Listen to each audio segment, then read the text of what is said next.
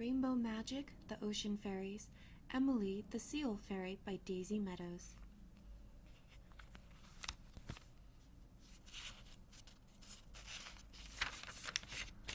Emily, the Seal Fairy. Fairyland Palace, Fairyland Royal Aquarium, Ocean World Sea Life Center, Jack Frost's Ice Castle.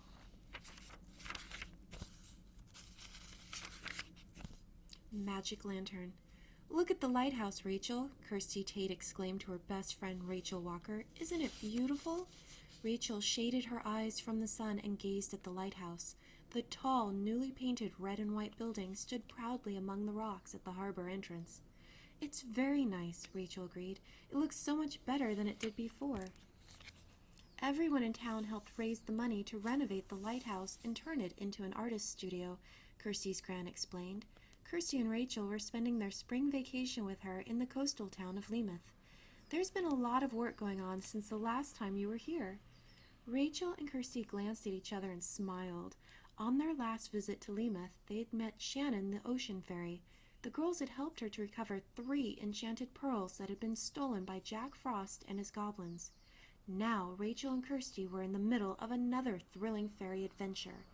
At the beginning of their vacation, King Oberon and Queen Titania had invited the girls to come to the Fairyland Ocean Gala.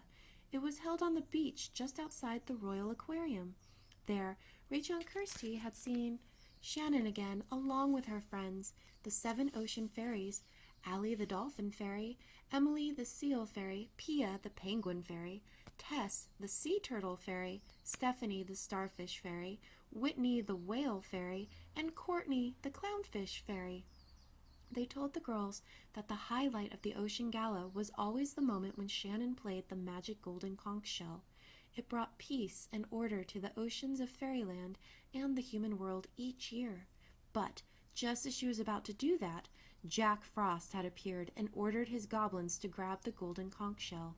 As the goblins argued with each other, the shell had fallen to the ground and shattered into 7 shining pieces. Immediately, a bolt of icy magic from Jack Frost's wand had sent the pieces whirling away into the human world. Rachel, Kirsty, and the fairies were horrified. They knew that without the golden conch shell, there would be chaos in oceans everywhere. Last time we were in Leamouth, Jack Frost was up to his old tricks, Kirsty whispered to Rachel as her Gran walked along the path to the lighthouse. Now we're back again, and so is he. We have to find all the pieces to the conch shell, Rachel, so that it can be put back together again. Don't forget that the magic ocean creatures will be guarding the missing pieces, Rachel reminded her. Luckily, Queen Titania had acted quickly after Jack Frost and his goblins had vanished. Inside the Royal Aquarium, she'd shown the girls the 7 magic ocean creatures who belonged to the ocean fairies. A dolphin, a seal, a penguin, a turtle, a starfish, a whale, and a clownfish. All of them glittered with golden fairy magic. Then, with a wave of the Queen's wand, the creatures had vanished. Queen Titania's spell had sent them into the human world to guard the 7 missing pieces of shell until Kirsty, Rachel, and the ocean fairies could find them and bring them back to Fairyland. Yes, but Jack Frost knows about Queen Titania's spell now, and he sent his goblins out to look for the shell pieces too, Kirsty pointed out anxiously. Well, we helped Allie and Echo the Dolphin return the first piece to Fairyland, didn't we? Rachel replied.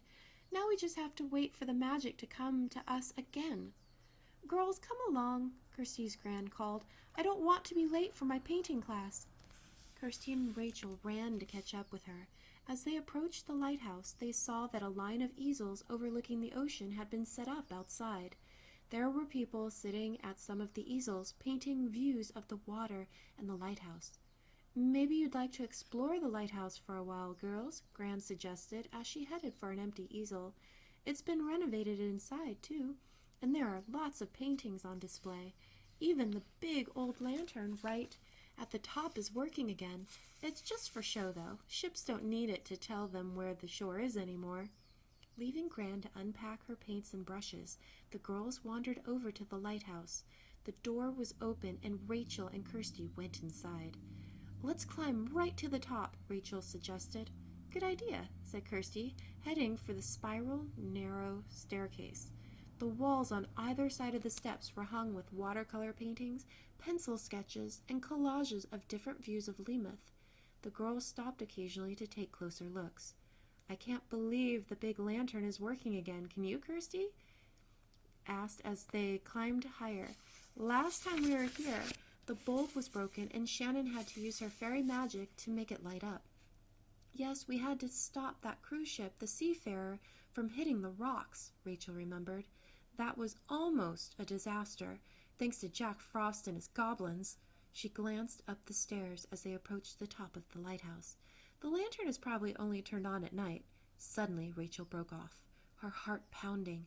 They were almost at the top of the stairs now, and she could see a sparkling golden glow ahead of them, coming from the lantern room. What is it, Rachel? Kirsty asked incuriously from behind her. I can see a light coming from the lantern, Rachel declared.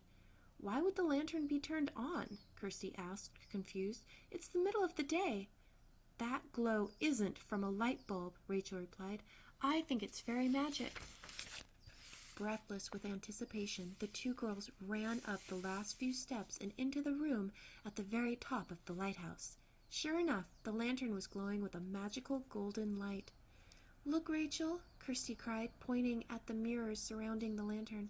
There are lots of fairies. But they all look the same, Rachel said, sounding confused.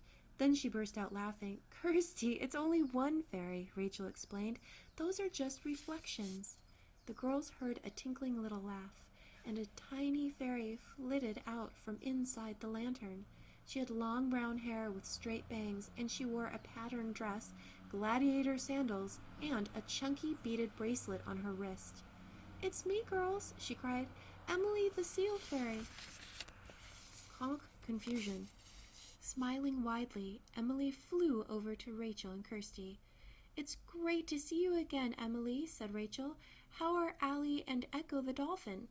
Echo's very glad to be back in the Fairyland Aquarium, Emily replied, twirling her wand, but she's lonely because all the other tanks are still empty.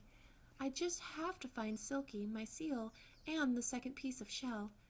So what are you doing here, Emily? Asked Kirsty. I thought I might be able to spot Silky from the top of the lighthouse, Emily explained. And I did. He's with a pod of seals at the farthest end of the shoreline. So the shell must be close by, Rachel exclaimed. What are we waiting for? Emily laughed. Hovering around Kirsty and Rachel, she pointed her wand at them. A misty cloud of sparkling fairy magic swirled around the girls, lifting them gently off their feet. When the magic sparkles cleared, Rachel and Kirsty opened their eyes. They found themselves standing on a large flat stone on a deserted outcrop at the end of Lemuth Beach. To their amazement, they were surrounded by a small group of sleek gray seals. One of the seals had an adorable, furry white baby nestled close to her side. I've never seen seals in Lemuth before, Kirsty said with delight. That's because they're not usually around here at all, Emily told her. The missing golden conch shell is causing all kinds of chaos for ocean creatures. The seals do look very strange, Rachel pointed out. The seals were barking excitedly to each other and scooting around the rocks on their flippers. It seemed like they were searching for something. Do you see those pelicans on the beach over there? Rachel continued, spotting two white birds with huge yellow bills. They were scooping up piles of shells with their enormous beaks as fast as they could and dumping them on the rocks. What are they doing? The only animal who's acting normally is that walrus asleep on the rocks. Suddenly Rachel broke off. She stared at the huge, heavy brown walrus with long white tusks sleeping in the sun. Now I'm really confused, she exclaimed. Pelicans and walruses don't live in Lemuth either, do they? Emily shook her head. No, these animals are far from home. It's all because of the lost golden conch shell, she explained. You can see why we have to find the pieces and put it back together again. Kirsty gazed out over the ocean with a frown on her face. The missing shell might not be the only thing that's bothering the seals, she said anxiously. Look! Rachel and Emily turned and saw a rowboat bobbing slowly toward the rocks where they were standing. The boat had a mast made out of a tree branch with a tattered flag flying from the top. There's a picture on the flag, Rachel said. She squinted in the sunshine, trying to make it out. I hope it doesn't have a skull and crossbones on it, Kirsty joked. Emily shook her head. It's much worse than that, girls, she said solemnly. It's a picture of Jack Frost. Goblins ahoy! Pirates on the prowl. As the boat came a little closer, Rachel and Kirsty could see that Emily was right. The flag fluttering in the breeze did have a picture of Jack Frost scowling darkly on it. How many goblins are there? Kirsty asked, straining to see. 3, I think, Rachel replied. Then she smothered a giggle. Look, she whispered, they're pretending to be pirates. The 3 goblins were dressed in pirate costumes. They wore baggy pants, floppy white shirts, and big leather boots. One had a pirate hat, one had a red and white spotted bandana, and the third was wearing a black eye patch. Look at their boat, Emily exclaimed suddenly. It's full of shells. Rachel and Kirsty could see now that the boat was overflowing with hundreds of different shells. The goblins were sorting carefully through the shining piles of cream, pink, and yellow shells, examining each one carefully and then tossing it away in disgust. They're looking for the missing pieces of the golden conch shell, Kirsty guessed, as a goblin tipped a bucket of discarded shells into the ocean. Well, they obviously haven't found any yet, said Emily, looking relieved. Rachel glanced around. There were thousands of shells lying on the rocks and the beach, plus huge piles in the goblin's boat. Neither have we, though, she pointed out, looking worried. How will we ever find one piece of shell in all of these other shells? Kirsty nodded in agreement. The golden conch shell has a magical shimmer, she said, but all of these shells are sparkling in the sunshine. Don't worry, girls, Emily said, glancing at their downcast faces. I know that Silky is around here somewhere. He'll help us find one of the missing pieces. I'll call him with my song. Fluttering around Rachel and Kirsty, Emily began to sing. The oceans are special, everyone knows. Feel the waves between your toes. See the rainbow fish glide by. Look a whale straight in the eye. Watch the dolphins leap and play. Swim with seals along the bay. There's a beautiful world beneath the sea. The oceans are special, everyone agrees. At the sound of Emily's sweet, soothing voice, the sea creatures around them grew still and calm. The seals lay down on the rocks, and the pelicans stopped scooping up shells. Rachel glanced at the walrus, who was still sleeping peacefully. The next moment, she saw a seal's head pop up from behind the walrus's huge body. As the seal stared at them with bright eyes, Rachel saw a faint mist of golden sparkles around it. "Silky!" Rachel exclaimed. Emily spun around and spotted her seal. Silky bounded out from behind the walrus and rushed across the rocks toward her. "Good boy, Silky," Emily laughed, patting his head. "Now, where's the missing piece of shell?" Silky barked excitedly. Rolling over, he pointed his flipper at the walrus, who was still happily snoring away on the rocks. Emily turned to Rachel and Kirsty with a frown. "Girls," she announced, "Silky says that the walrus is on top of the shell. Somehow we have to move that walrus." Wings and a walrus. "Oh no," Rachel gasped. "How can we get the walrus to move?" Kirsty wanted to know. "We'll ask him very politely," Emily suggested. "Come on." Rachel and Kirsty climbed over the rocks toward the sleeping walrus, while Emily hovered just above him. "Excuse me," Emily said, giving the walrus a gentle tap with her wand. The walrus snorted and sighed grumpily, but didn't open his eyes. "Maybe we could all say it together," Kirsty suggested. "On 3, then," Emily agreed. 1, 2, 3. "Excuse me," Rachel, Kirsty, and Emily said loudly. The walrus stirred a little. He wiggled his nose, yawned widely, and then sank back onto the rocks without opening his eyes. Seconds later, he was sound asleep again. "This isn't working," Kirsty sighed. "There's no way 2 girls in a ferry can move a walrus," Rachel added, frustrated. "Wait, I have an idea," Emily exclaimed.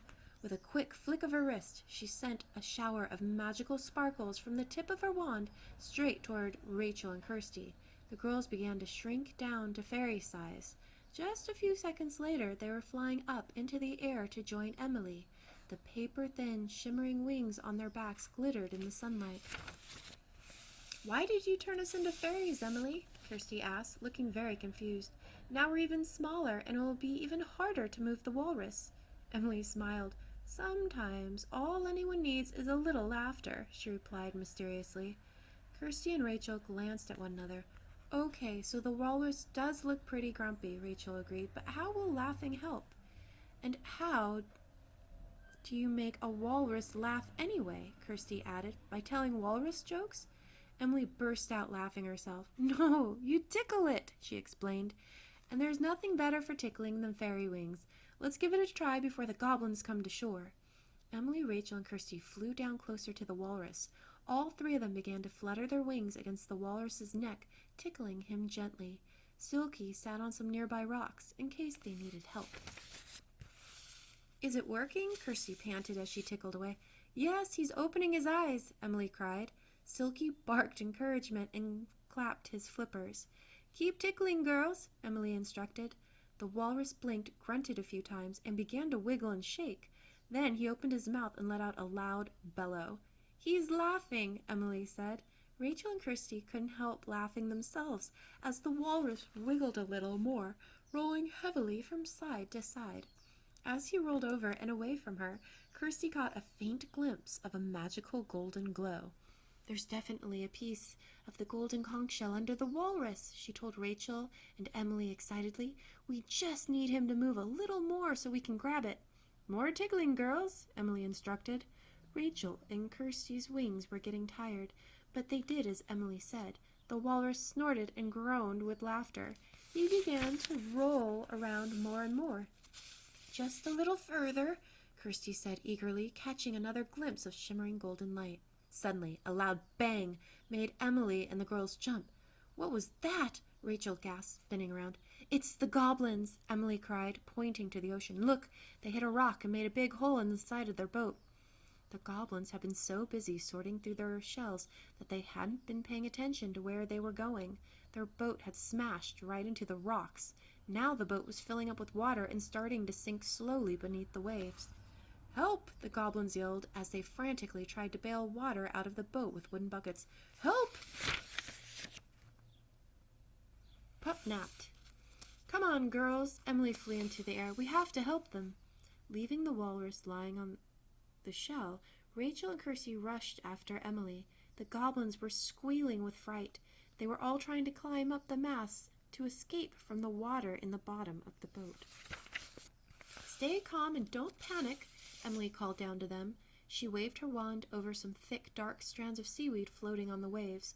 The magical fairy sparkles lifted the seaweed up and carried it over to the boat. As Rachel and Kirsty watched, the strands of seaweed plastered themselves against the hole in the side, quickly filling the gap.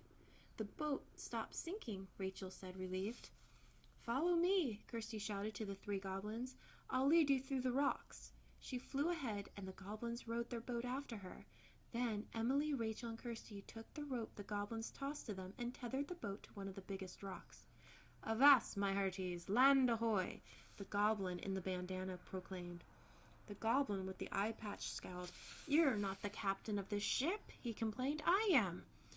"I'm a better pirate than either of you," the third goblin said loudly. "A thank you would be nice," Rachel murmured as the goblins ignored them and continued to argue.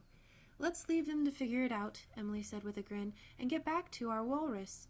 The three friends flew back the way they'd come. They were just in time to see the walrus lumber off across the rocks. "Great," Kirsty beamed as she swooped down to where the walrus had been lying. "All we have to do now is pick up the piece of shell." Her face fell as she scanned the rocks just below her. "But where is it?" Rachel and Emily flew down to look too, but there was no sign of the shell piece. "It's gone!" Rachel groaned. Suddenly they heard a shout from one of the goblins. "After him! He has a part of the golden conch shell!" Rachel, Kirsty, and Amelia all turned to look. They saw the goblins running across the rocks, chasing after a little white seal pup. The pup had something golden and shiny in his mouth. "That seal pup must have picked up the shell after the walrus moved," Emily cried. "Come on, girls!" Emily, Rachel, and Kirsty soared through the air toward the goblins and the seal pup. The goblin in the bandana made a grab for the little pup, but at the last second the bandana slipped right down over his eyes. He let out a shriek. "Help! Where did the daylight go?" The other two goblins shoved him out of the way and crept toward the seal pup. He was now perched on a rock, watching them with big brown eyes. They leapt forward to capture him, but the pup scooted away. Immediately, Emily, Rachel, and Kirsty flew down and hovered around the seal pup's head. "Hello," Emily said gently. "What's that you have in your mouth? It looks beautiful." The pup watched quietly as Emily floated down to his level, but then, looking mischievous, he ducked aside and rushed off. "He thinks it's a game," Kirsty exclaimed as the pup let the goblins get close to him before dashing off again. "Pesky fairies," the goblin in the pirate hat shouted, shaking his fist at them. "Go away! The shell's ours!" The seal pup had stopped a short distance away and was watching Emily, the girls, and the goblin in the pirate hat. Suddenly, Rachel noticed that the other two goblins were silently creeping up behind the pup. "Look out!" Rachel called, but it was too late. The two goblins pounced on the pup and held him down. The third goblin rushed over to them with a cry of triumph. The three of them began trying to pry the shell from the seal pup's mouth, but the pup refused to let go. "Leave him alone!" Emily called, but the goblins ignored her. Picking up the pup, they began carrying him across the rocks to their boat. "Oh no," Rachel yelled. "The goblins are kidnapping the seal pup." The pup yelped loudly, and all the seals on the rocks turned their heads curiously to see what was happening. Before anyone could do anything, the goblins jumped into their boat, untied the rope, and set sail.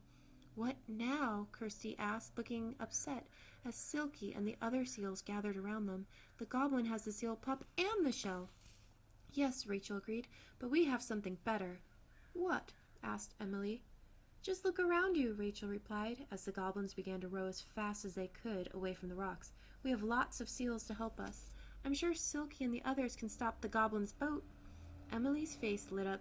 "Great idea, Rachel," she declared. The fairy turned to Silky. "Silky, it's up to you and your friends. Can you rescue the seal pup and bring the piece of the golden conch shell back to us?" Silky nodded his sleek head. He barked a few times at the other seals on the rocks, and then all of them slipped silently and smoothly into the water. The goblins were so intent on making their escape, they didn't notice the seals swimming in their direction. "Hey!" The goblin wearing the eye patch shouted nervously as Silky knocked against the boat, making it rock from side to side. "Who did that?" He glared at the other two goblins. "Was it you?" The other goblins scowled back at him. Then all three of them yelled with fear as more of the seals began to bump and rock the boat. "We're surrounded by sea monsters," the goblin in the bandana moaned as he clutched the seal pup. "Somebody help us." Emily, Rachel, and Kirsty flew across the waves toward them. "We'll help you," Emily called, "but only if you let the seal pup and the magic shell go." Rachel and Kirsty waited, holding their breath. They looked at the little seal pup, still holding the piece of shell in its mouth. Would the goblins agree to do what Emily asked? Picture perfect. "Never!" the goblins yelled. Then they all let out frightened shouts as a group of seals dived under the water and began swimming underneath their boat, lifting it up in the air. "We'll let him go! We'll let him go!" the goblins cried, gripping the boat and looking scared. The goblin holding the seal pup lowered him into the ocean, and the little seal swam happily over to join his friends. He still held the piece of golden conch shell in his mouth. Seeing that he'd safely reached shore, the rest of the seals headed back to land as well. "This is a disaster," the goblin in the pirate hat shouted.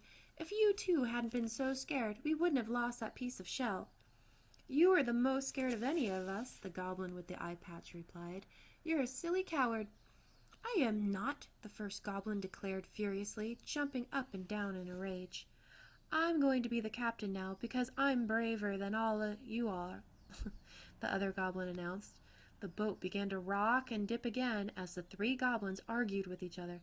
"Be careful," Emily called, "or you'll wreck your boat again." Rachel and Kirsty laughed as the grumbling goblins sailed away. Meanwhile, the seal pup swam over to Silky and gave him the glittery shell piece. Silky barked a thank you and headed straight for Emily, holding the shell in his mouth. As he did, there was a burst of golden sparkles, and Silky shrank down to his tiny fairy size. "Girls, we did it!" Emily announced happily, flying over to Silky. She gave him a hug and took the shell from his mouth. "We have our piece of the golden conch shell at last. Will you come back to Fairyland with me and give this to Shannon?"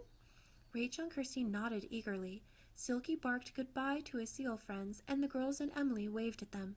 "Thank you for all your help," Emily called, waving her wand over herself, Silky, Rachel, and Kirsty. They were all transported back to Fairyland in a swirling cloud of fairy magic. When the fairy dust cleared, the girls saw that they were back in the Fairyland Royal Aquarium. Shannon and Allie were waiting for them, looking very excited. Silky was back in his glass tank next to Echo the dolphin, who was thrilled to see him. She swam happily around and around in circles, calling out a greeting. "Good job," Shannon declared. "It's wonderful to have you all back, and with another piece of the golden conch shell, too." Emily held out the shell piece to Shannon. Shannon took it and, cradling it carefully, she walked over to the table where the first piece of shell was waiting on a golden stand. Rachel and Kirsty watched in amazement as the two pieces of shell sprang toward each other like magnets in a flash of golden light. They fitted together so neatly that, even though the girls studied them closely, they couldn't see any sign of a crack. "You see," Shannon said with a smile, "when we have all the pieces back, the golden conch shell will be as good as new. Thank you for your help, girls." She lifted her wand. "And now it's time to send you home." "Goodbye," Rachel and Kirsty called, waving at Emily, Silky, Echo, Allie, and Shannon. "We'll be looking out for the other ocean fairies." There was a whoosh of glittery fairy dust, and when Kirsty and Rachel opened their eyes again, they found themselves standing at the bottom of the spiral staircase inside the lighthouse. "Oh, we're back," Kirsty said. "Wasn't that a terrific fairy adventure, Rachel?" Rachel nodded. "And now we know exactly how to make a walrus laugh," she replied with a wink. Smiling, the two girls left the lighthouse and went to find Kirsty's gran. They could see her still sitting at her easel, absorbed in her painting. But as they got closer, Rachel nudged Kirsty. "Look at your gran's picture," she whispered. Kirsty's eyes opened wide. Her gran had painted a group of seals playing on the rocky shore. "Oh, hello, girls," Gran called as she dabbed some blue paint onto her canvas. "I wish you'd been here earlier. You won't believe it, but a pod of seals swam up Leamoth Harbor and settled on the rocks over there. They were so beautiful." Rachel and Kirsty shared a secret smile. They both knew exactly what the other was thinking. Which of the ocean fairies and their magical ocean creatures would they meet next? And there's a bonus at the end here. Let's see. Emily the Sea Fairy has found her piece of the golden conch shell. Now Rachel and Kirsty must help Pia, the Penguin Fairy, join their next underwater adventure in the special sneak peek. "Ice to see you." "Wee, this is fun," squealed Kirsty Tate as she sped along on roller skates. "Beat you to that tree, Rachel." Kirsty's best friend, Rachel Walker, grinned and picked up speed on her skateboard. "I don't think so," she yelled breathlessly, overtaking Kirsty at the last moment.